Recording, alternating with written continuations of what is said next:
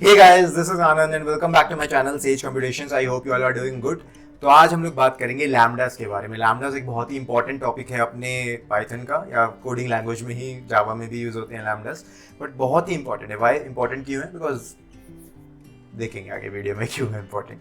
ठीक है, तो चलिए, हमने लास्ट वीडियो में किसके बारे में बात करा था? फंक्शंस एज रिटर्न वैल्यूज के बारे में। अगर वो वीडियो आपने नहीं देखी तो उसका लिंक मैं ऊपर आई बटन में दे दूंगा, वहाँ से जाके देख सकते हैं।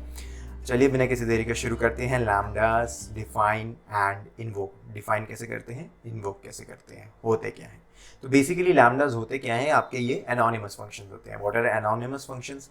एनोनिमस यानी जिसका कोई नाम नहीं होता, यानी फंक्शन डिफाइन करते वक्त आपको उसको कोई नाम नहीं देना है। अब सीधा लैम्डा लिखेंगे, उसका सिंटैक्स डालेंगे, फंक्शन और एक्सप्रेशन लिखेंगे, सीधा सीधा आप कॉल करके रिजल्ट को रिटर्न करा देंगे। कैसे करते हैं सब देखते हैं। उससे पहले हम बाय डिफ़ॉल्ट यानी नॉर्मल तरीके से जैसे फंक्शन को कॉल करा जाता है वो देखते हैं। सबसे पहले तो वो क्या से करते हैं? डिफाइन मैंने करा, स्क्वायर एक नाम का एक फंक्शन लिया। ध्यान दें, मैंने यहाँ पे स्क्वायर एक नाम दिया है फंक्शन को।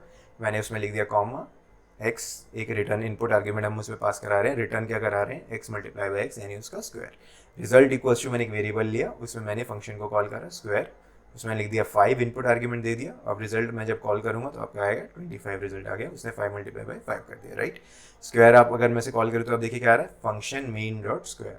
तो ये मेन फंक्शन का पार्ट है। Function object is defined in the main module. The main module is simply the default module in Python. Okay, तो अब अगर मैं इसी तरह, मैंने तो रिजल्ट वेरिएबल लिया था, मैं एस क्यू एक दूसरा वेरिएबल ले लूँ, एस क्यू को स्क्वायर कर दूँ और एस क्यू को कॉल करूँ तो अगेन ये मुझे वही रिटर्न कराएगा, function main dot square, right. अब मैं result equals to S Q कर दूँ, मैंने एक वेरिएबल लिया। अब मैं वेरिएबल के अंदर वेरिएबल को कॉल करा रहा हूँ, बिकॉज मैंने वेरिएबल को फंक्शन असाइन कर दिया था, इसलिए मैं result equals to square function को कॉल करा रहा हूँ एक वेरिएबल के थ्रू। उसमें मैंने 12 इनपुट आर्ग्यूमेंट पास करा, रिजल्ट को कॉल कराया। 12 का स्क्वायर होता है 144, राइट। ओके, तो अब लैम्डा फंक्शन देखते हैं वो इससे यूजफुल कैसे है।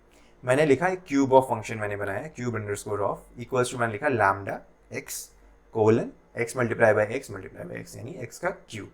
तो इसका क्या मतलब हुआ, क्या होता है ये? इसका सिंटैक्स पे ध्यान देते हैं। सबसे पहले मैंने लिखा है एक फंक्शन को, मैं जो भी नाम दे रहा हूँ, मैंने वेरिएबल वहाँ पे नाम दे दिया उसका, फंक्शन का नाम, वेरिएबल का नाम, सॉरी फंक्शन का तो हम नाम दे ही नहीं रहे because these are anonymous functions. Variable का नाम दे दिया क्यूब ऑफ इक्वल्स टू, मैंने लिखा lambda. Lambda is means anonymous function है, लैम्डा एक कीवर्ड होता है, मैंने लैम्डा डाल दिया वहाँ पे। उसके बाद मैं एक एक्सप्रेशन दे रहा हूँ, मैंने एक्सप्रेशन दे दिया भैया x is to x multiply by x multiply by x, उसका क्यूब देना है। तो मुझे एक लाइन में आपका फंक्शन हो गया। तो देखिए एक ही लाइन में पूरा फंक्शन डिफाइन हो गया, कोई रिटर्न कुछ नहीं, रिटर्न वैल्यू आप वहीं पे दे रहे हैं। पहले एक्सप्रेशन दे रहे हैं, फिर उसके बाद वो क्या रिटर्न कराएगा, यानी एक्सप्रेशन आपको डिनोट कर रहा है कि आप क्या रिटर्न कराना चाहते हैं उसमें से, ठीक है, right. Input argument and then expression. पहला एक्स आपका इनपुट आर्ग्यूमेंट है, उसके बाद आपका एक्सप्रेशन है जो भी आपको रिटर्न कराना है। लेकिन इसके कुछ कंस्ट्रेंट्स भी होते हैं लैम्डा के। क्या कंस्ट्रेंट्स होते हैं देखते हैं। You can't have complex statements and control structures such as if, else और for loops within lambdas। यानी lambdas के अंदर आप if, else conditions या for loops condition, looping आप use नहीं कर सकते हैं lambdas के अंदर। This is one constraint। और दूसरा constraint, you can only have expression and the result of the expression is returned from the lambda, right। एक ही expression आप डालेंगे और result आपका वहीं से return होगा, ठीक है। अब मैं क्या करता हूँ, result equals to, मैंने एक वेरिएबल ले लिया जिसमें मैंने क्यूब ऑफ जो भी मैंने वहाँ पे अपना वेरिएबल असाइन करा था लैम्डा को, वो वहाँ पे मैंने डाला और सीधा 5 लिख दिया।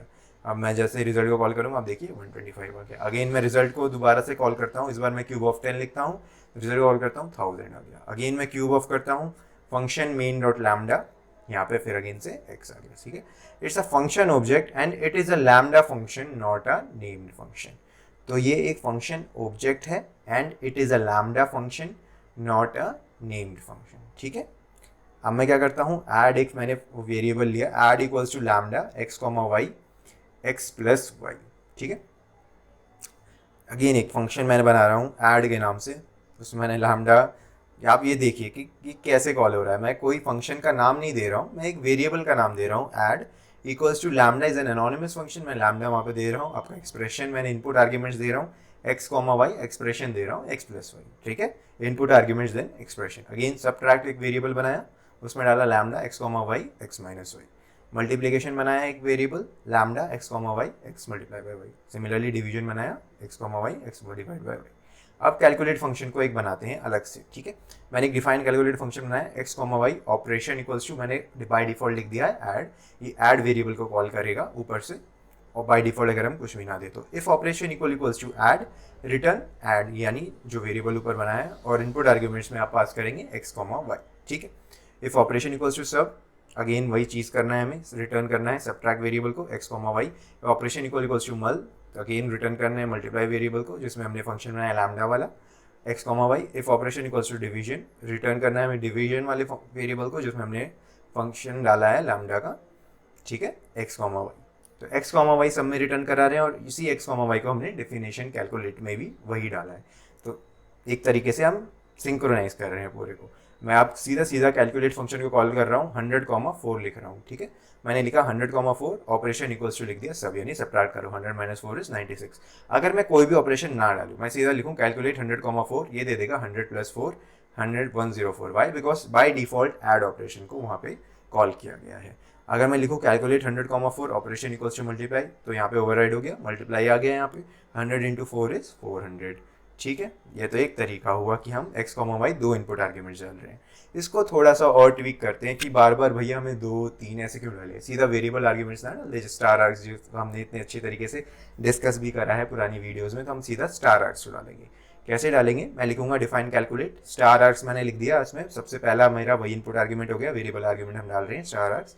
ऑपरेशन इक्वल्स टू हम अगेन बाय डिफॉल्ट ऐड कर रहे हैं। इस बार क्या कर रहे हैं, if operation equals to add, सारी चीज़ें वही रहेंगी, operation equals to add sub multiply division, but return में हम कर देंगे, रिटर्न हम ऐड वेरिएबल को करेंगे इस बार स्टार आर्ग्स।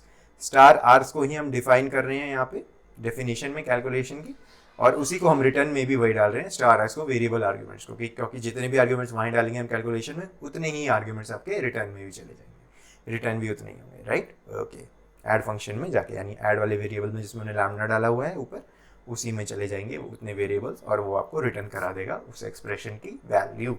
ओके, तो कैलकुलेट यहाँ पे डाला मैंने, 100,4 लिखा, अगेन बाय डिफॉल्ट ऐड ही होगा तो 104 आ गया। कैलकुलेट इस बार देखते हैं, 100,4 लिखा मैंने, ऑपरेशन इक्वल्स टू सब करा, आप देखिए इस बार भी वही हुआ, 96 आ गया। यानी स्टार आर्ग्स डाले आप दो इनपुट आर्ग्यूमेंट डालें, बात वही है, बट स्टार आर्ग्स आपको कोड एफिशिएंट बनाएगा, क्योंकि इसमें आप मल्टीपल आर्ग्यूमेंट्स डाल सकते हैं। तो कैलकुलेट 100,4 करा, ऑपरेशन इक्वल्स टू डिवाइड करा, 25 आ गया, 100 divide by 4 is 25, right. Okay, I hope आपको ये चीज़ें समझ में आ गई होंगी, और ये बहुत इंपॉर्टेंट भी है लैम्डास हमारे पाइथन के पॉइंट ऑफ व्यू से। बहुत सारे कोडिंग में यूज़ भी होता है, जावा में भी यूज़ होता है, वहाँ पे थोड़े अलग तरीके से यूज़ होता है, यहाँ पे थोड़े अलग तरीके से यूज़ होता है। अगर आपको कोई भी डाउट है तो आप कमेंट्स में डालें, I will address there, and just hit that subscribe button if you haven't already subscribed, and share it with your friends जिन्हें इस प्लेलिस्ट की ज़रूरत है, बिकॉज यहाँ पे हम बहुत ही ज़्यादा क्वालिटी कंटेंट जो कि पोस्ट ग्रेजुएशन कोर्सेज में लैक्स ऑफ रुपीज़ में सिखाए जाते हैं, वो हम फ्री ऑफ कॉस्ट सिखा रहे हैं। तो just help out your friends जिनको भी ज़रूरत है। Till then, have a good day, signing of.